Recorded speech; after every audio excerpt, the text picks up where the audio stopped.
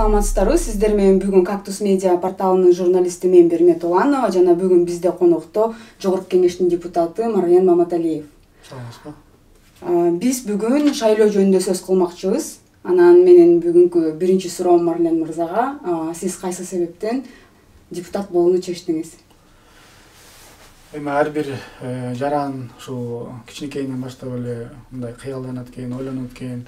Мен чын айтсам, ушул окуп жүргөндө эле мындай котормочу же болбосо дипломат болом деп жүрчүмүн, бирок кийинчерээк ошол политехке окуп калып, андан кийин ошол госслужбага кетип калдым. Анан ушул госслужбага да иштегенде ар бир жаран жана солдат генерал болом дегенде эле бизде дагы ошол госслужбада ар бир иштеген ишкер келечекте ошол министр болобойн, депутат болобойн деп ушундай өзүнүн ою болот экен. Ошондой эле менин дагы бир аз ойлорум, тилектерим бар эле.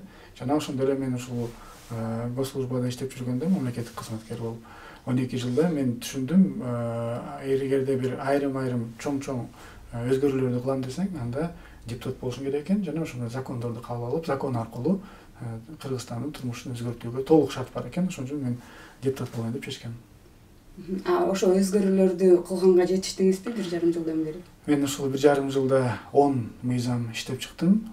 Жана 6 мыйзамга соавтор болдум. Ошондой эле бир 10 жакшы бир мамлекетке, өкмөткө сунуштарын кылдым.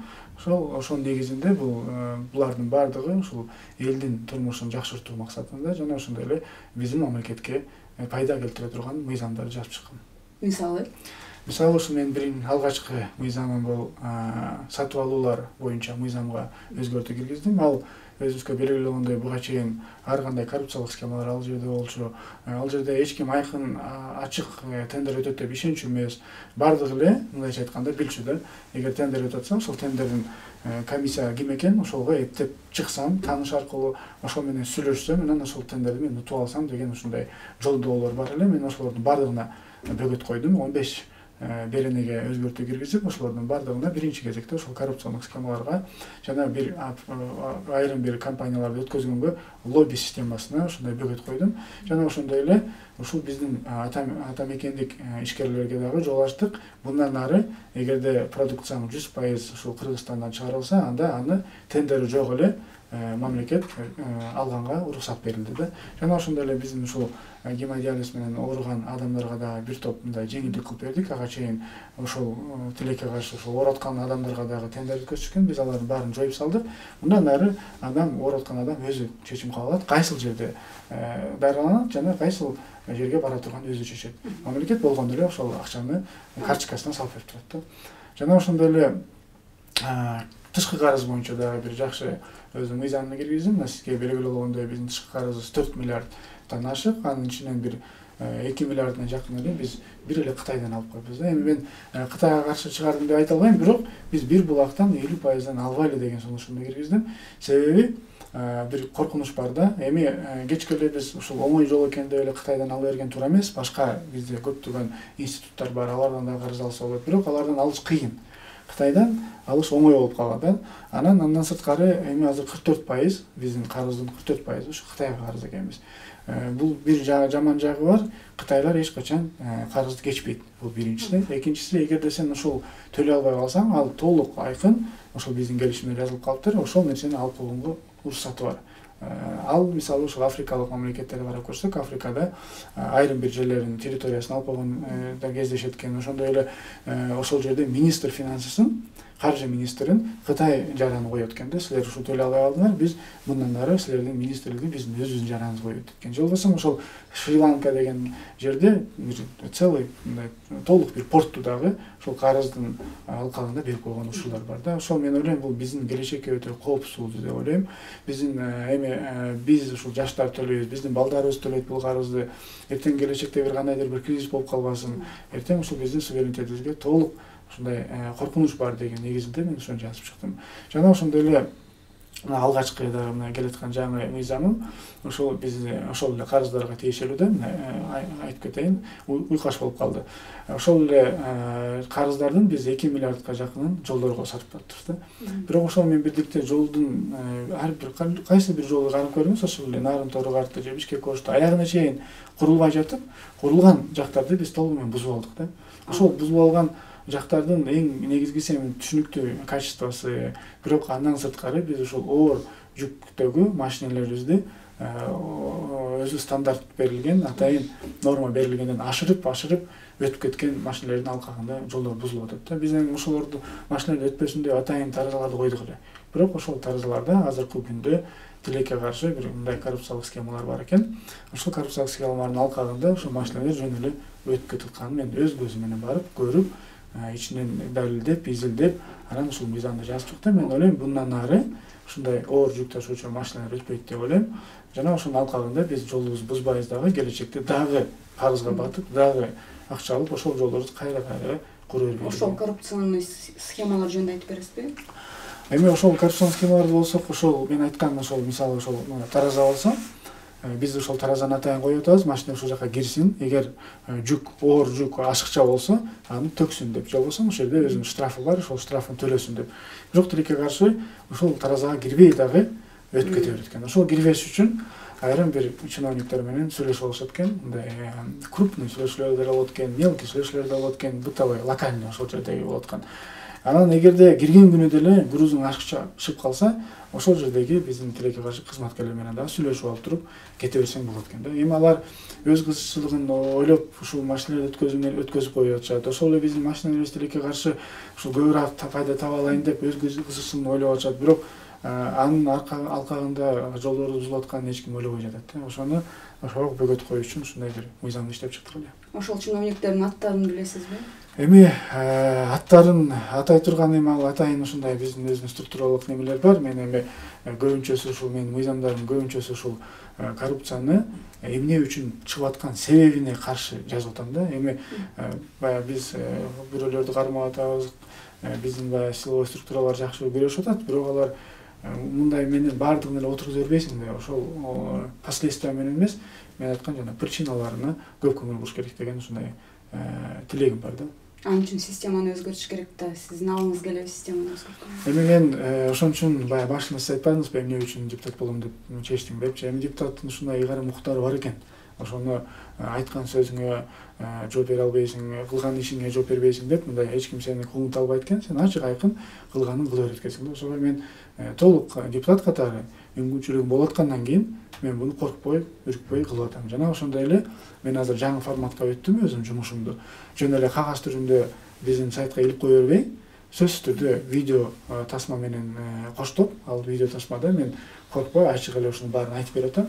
Жана ушуну кантип жабам деп ошондо айтып берип атам да. Эми мынчалык чыккандан кийин эми мен аягына чейин барам деп ошон үчүн атайын кийин ар кандай мындай суроолор же болбосо сураныштар, же болбосо бирөөлөрдүн мындай ушул мыйзамга өткөзбөй калган бир пландарына каршы келиш үчүн мен ачык айкын эле ушинтип айтып салып атам.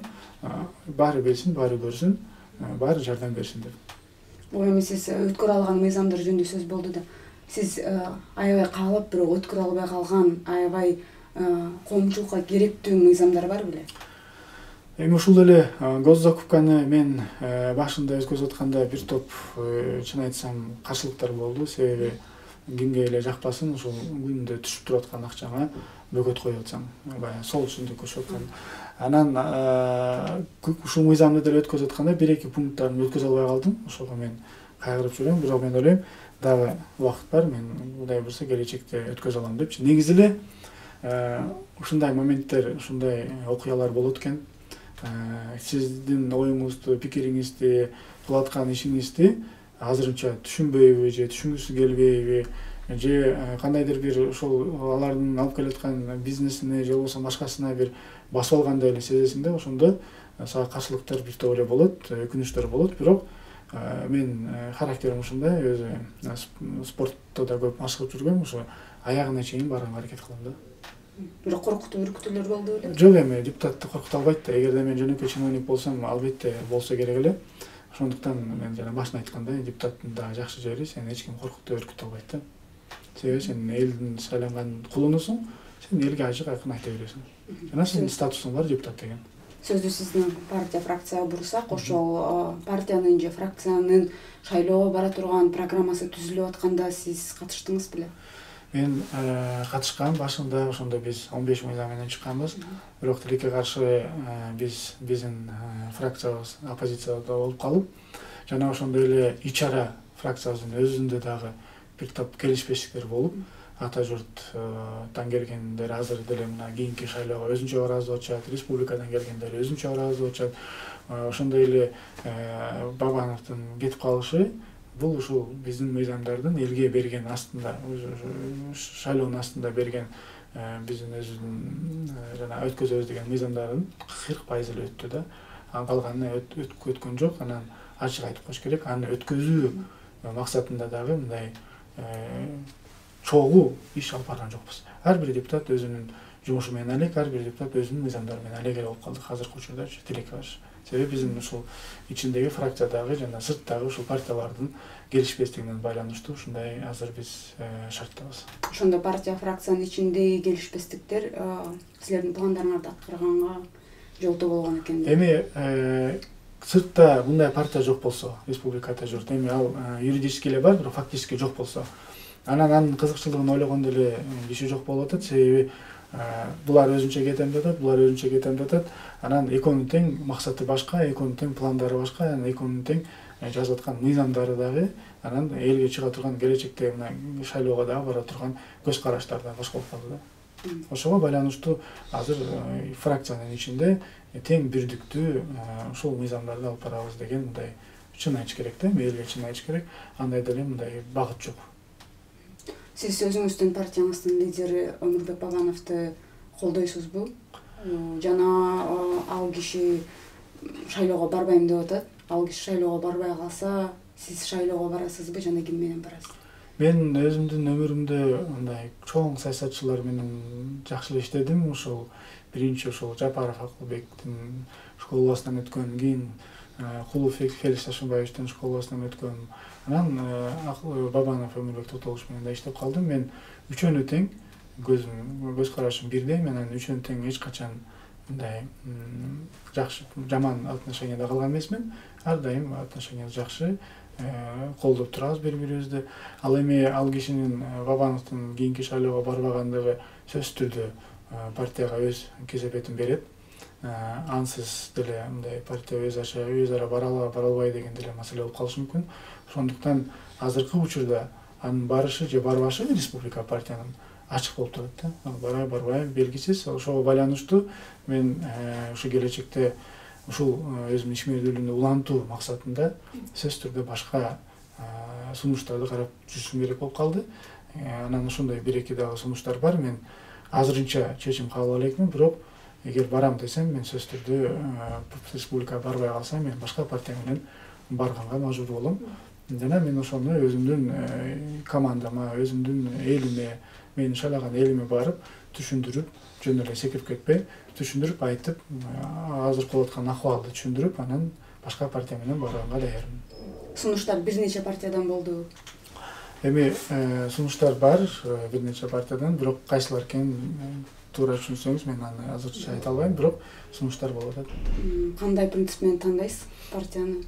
Эми биринчиден биздин азыркы учурда Кыргызстаныбызда негизи эле мындай партийный система толук айкын башка мамлекеттердики европалык мамлекетке окшоп өнүккөн эмес да. Бизде азыр бир партиянын программасын же партиянын бир натыйжасын карабайбыз. Биз сөзсүз түрдө азыркы учурда ошол программа менен партиянын лидерлерин карайбыз да. Ошол жерде ким экен, кимдин партиясы экен, жана кандай багытта алып барат экен деп. Ошого байланыштуу эле азыр эгер мен тандай турган болсом, мен сөзсүз түрдө ал партия кимдин партиясы жана ал кишинин өзүнүн ишмердүүлүгүн жана принциптерин карап туруп тандайм да. Эгерде мен өзүмдүн турмуштук принциптериме бул элине кызмат кылуу, элин сатпоо, мамлекетин сатпоо болсо, ошол эле принцип менен жашаган адамдар болсо, мен анда ошол партияны тандайм. Тиги партиядан бул партияга өтүп кетти деген элдин критикасынан коркпойсузбу? Эми ошон үчүн мен өзүмдө баягы бир ачыктыгым бар. Ар дайым өзүмдүн командам менен элиме айтып жүрөм да, мындай эгер бир жака өтө турган болсом дагычы. Бирок өзүм өмүрүмдө биринчи жолу ошо Республика партиясынын немесин алгам, партбилетин. Ал эми негизи эле саясатта мен ушул Черчилльге дагы көп, Черчилль деген немеге көп көңүл бурам. Ага мындай суроо беришкен да, сиз ар дайым эле партияны алмаштыра берет экенсиз, ушу менен 5-чи жолу алмаштырып атабыз, эмне үчүн дегенде ал айткан, мен максатым элге кызмат кылуу. Эгерде мен максатым элге кызмат кылыш үчүн бийликке келүү, бийликке келиш үчүн кандайдыр партияга кириш үчүн кире турган болуп калсам, мен ага кире берем, себеби менин максатым элге кызмат кылуу дейт. Эгерде ошол максат менен кире турган болсоң, анда бул жерде эч бир проблема жок да. Анан кандайдыр бир башка немелер менен, мындай ой пикирлер менен же башка максат менен кирсең, анда сөзсүз түрдө сени эл айтат, эл сага өз баасын берет. Негизи эле критикага кандай карайсыз? Акыркы убакта биздин мындайча айтсам, жакшы деле сунушту чыгарсаң, коом ушунчалык каршы чыгат экен, өзүм ушу көрүп алдым дагы, бир аз чын айтсам капаландым. Себеби сенин максатың, оюң оңдоюн деп атасың, ушуну келечекте карызга батпайын деп атасың, кайра турмушту оңдоюн десең, бирок ошого дагы каршы чыккандарды көрүп алып кичине капа болдум. Бирок негизи эле эгер чындыкты айтып, мен ошо кылып аткан ишим туура эмес экенин мага көзүмдү ача берип мындай көрсөтүп турган критикалар болсо, мен аны сөзсүз түрдө кабыл алам дагы, керек болсо ошол критика кылган адам менен жолугуп мындайча кеңирээк маалымат алганга аракет кылам. Менде андай критиканы кабыл алуу жакшы эле нерсе. Бирок жанагындай жаман болбогон эле калп критикалар болсо, кичине албетте адамбыз да, кичине өзүнүн мындай жүрөгүңөн өткөзөсүң да. Ушундай нерселер бар. Сиздин үй бүлөңүзгө таасир береби бул сизди критика кылганы? Мен аракет кылам ушул сыртта болгон нерсенин баарын сыртта калтыранга, ушул босогон өткөндө эле мен ушул такыр башка адамга айланганга аракет кылам. Өзүмдүн канчалык настроением жок болбосун, же болбосо ишим жүрүшпөсүн, мен балдарга ошол терс кабыл албаш үчүн мен сыртта жиниң келе атса дагы үйгө келгенде мен күлүп кирем. Жок, сиздин жубайыңыз же болбосо бир туугандарыңыз, ата-энеңиз интернеттен ошол сизге болгон критиканы, талкууну угуп алып жаман болушпай кандай абалда бар? Жаман болушат, чалып турушат, звонить этишет, ушундай деп турго, ушундай жазып турго деп кайра өздөрүнө капа болгонун сырткары мени дагы мындай аракет кылышат, мындай поддержка деп коет, ушундай поддержка кылгангачы. Бирок эми кичине тиет экен, алардын дагы эми алар деле адам да, ошол эле ата-энем, ошол эле жубайым, ушулар угуп алып бир аз мындай жакшы эмес акыбалда болгонун көп байкайм да. Сиз сөзүңүздүн башыңызда командаңыз жөнүндө айтып кеттиңиз.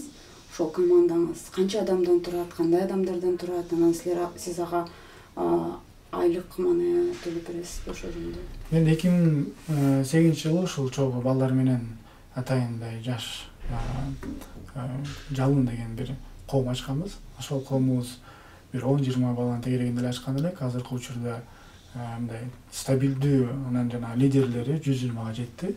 Мындай керектүү учурларда, шайлоочуларда ушу 5000-6000ге чейин барабыз, мындай өзүнүн жактоочуларыбызда.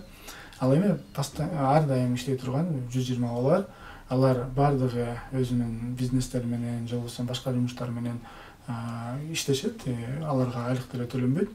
Бардыгы өз функциясын, өз милдетин аткарып келет. Ушундай биз болуп калдык, ушу көп жыл болуп калды, бир туугандай эле болуп калдык да бардыгыбыз.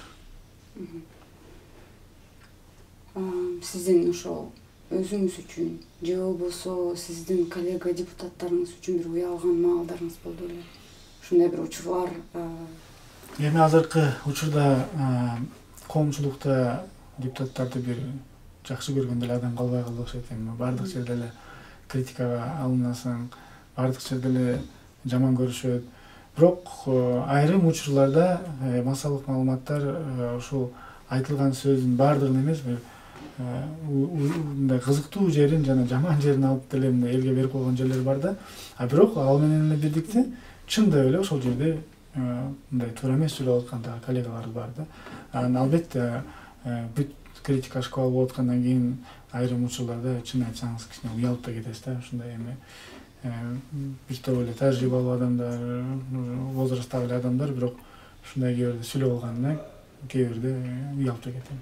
Өзүңүз үчүн уялган маалдарыңыз болду эле? Эми мен жашмын, мага мен ар дайым коркпойм неме ошибкалардан деп коеюн. Мындай кыргызчасы тилиме келбей атат.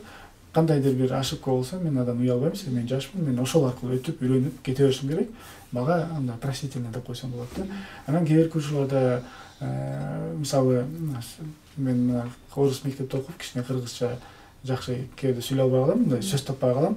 Ошондо аралаштырып алган кездерде кийин карап алып аны уялган кездерим болот. Мисалы мен үлгү менен сабакты бир жолу мындай алмаштырып алдым. Ошондой кезектер болот.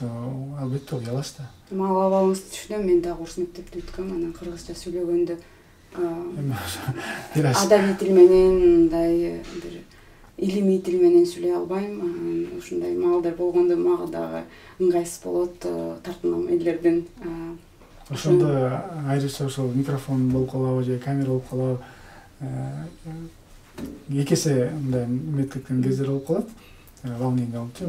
Ошондо сүйлөй албай калган кездешет. Бирок жумушум боюнча уялбайм. Себеби мен жумушумду ар дайым такат караганга аракет кылам. Жана мен чыгарган мыйзамдарымда мен эч уялбайм. Себеби мен анын баардыгын анализдеп, жана менин эң эле негизги максатым ошол бүт мыйзам болобу, сунуштарым болобу, баардыгы эл үчүн иштесин, мамлекет үчүн иштесин деген мыйзамдарым. Ошон үчүн бирөөсүнө дагы мен уялбайм, тескерисинче ушуну көрсөткөнгө аракет кылам. Ошо сөзүбүздүн аягында сизге бир суроо бергим келди. 5 балаңыз бар. Ошо 5 балаңызга сиз кандай мамлекетти калтыргыңыз келет? Анан ошол тарапта кандай иш кылып атасыз? Эми ар бир ата-эне ушул баласын жакшы жашасын дегенде эле ушул биз ата-энелер азыркы учурдагы жаштар баардыгыбыз биригип, чогуу бирликте ушул Кыргызстаныбызды өнүккөн мамлекетке кылганга аракет кылышыбыз керек.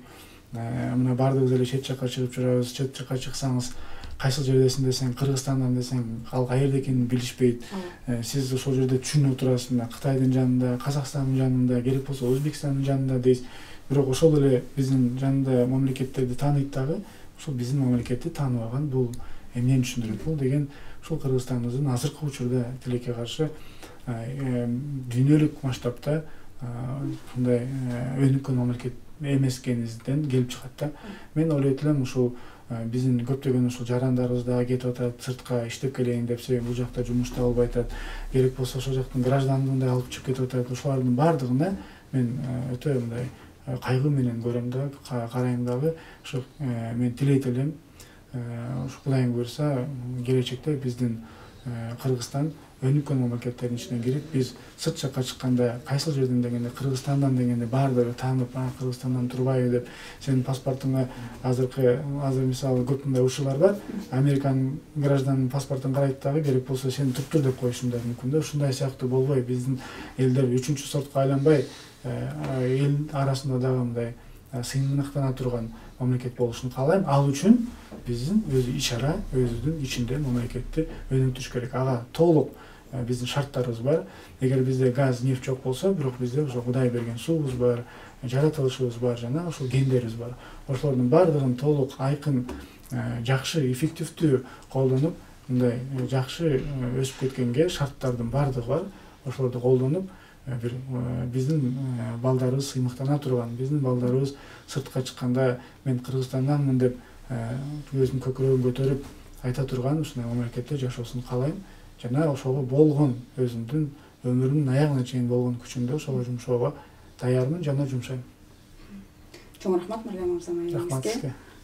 Сиздер менен Кактус медиа порталы болду. Мен журналист Бермет Уланова жана парламенттин депутаты Марлен Маматалиев. Көрүшкөнчө саламатта туруңуз.